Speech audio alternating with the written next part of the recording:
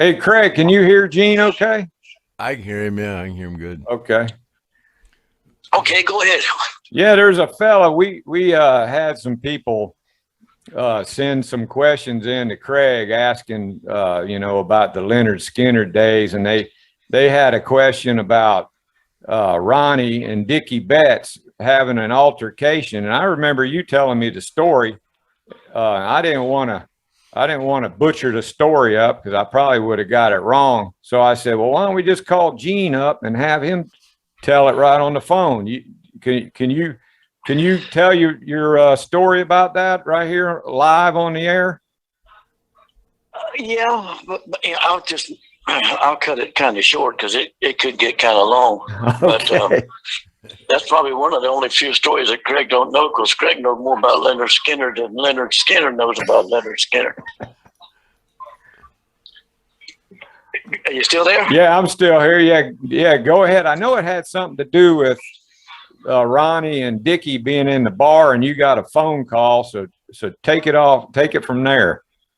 Well, it wasn't a bar. Well, it was a bar, but it was a hotel. It was the Philadelphia Hilton Hotel, a really big, nice, fancy hotel.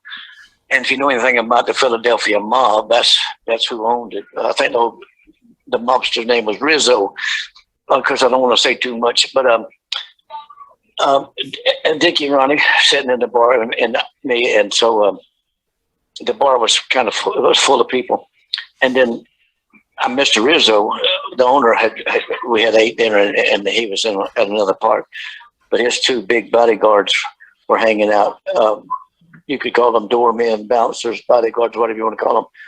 But and so I sat in there, and Ronnie and Dickey were having a drink or whatever, and I said, okay, well, I'm going to get up and go up to the room. I said, y'all just have a good time down here and have a drink. I said, okay, Gene, there's no problem. Go ahead. But okay, I'm going to sit here with Dickey. We'll be all right. And so Dickey had already had too much to drink when I left. And I got up to the room, and I ain't no sooner got my shoes off and sat on the bed, and the phone rang. And it was one of them big bouncers, bodyguards. So you need to come down here. These guys got to go. And Dickey had got too loud. And so I ran down.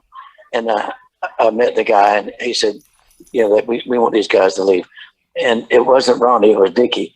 And so I kind of leaned over and just stuck my face right in Ronnie's right ear.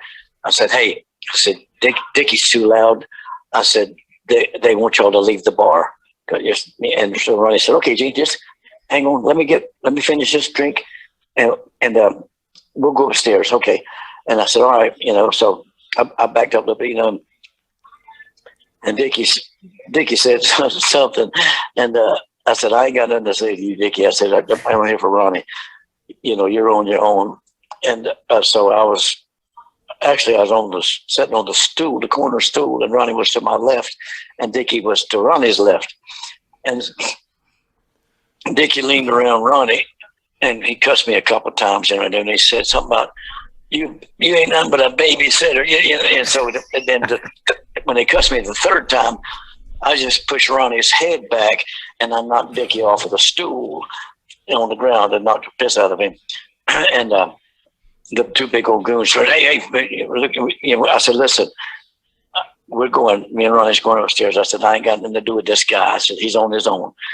And so Ronnie got me around the neck with his right hand. And he said, come on, Gene, let's go up to the room. And so we walked out the door into the hallway there, and Dickey was actually to Ronnie's left, and he's still running his mouth. And Ronnie got Dickey around the neck and said, come on, Dickey, let's go up to my room. We'll drink up there. We don't have to drink in this bar. We'll drink up here. And so, and Dickey said something to Ronnie. Said, man, don't be messing with my man. Dickey, don't be messing with me. And so Dickey said to Ronnie, Ronnie just locked him in a headlock and started pounding on Dickey, and they hit the floor. And I grabbed Ronnie, and then them two big goons come over there and said, hey, this shit's got to stop right now. I said, listen, I ain't got nothing to do with this guy. Me and him are going upstairs. So we started walking down the hallway.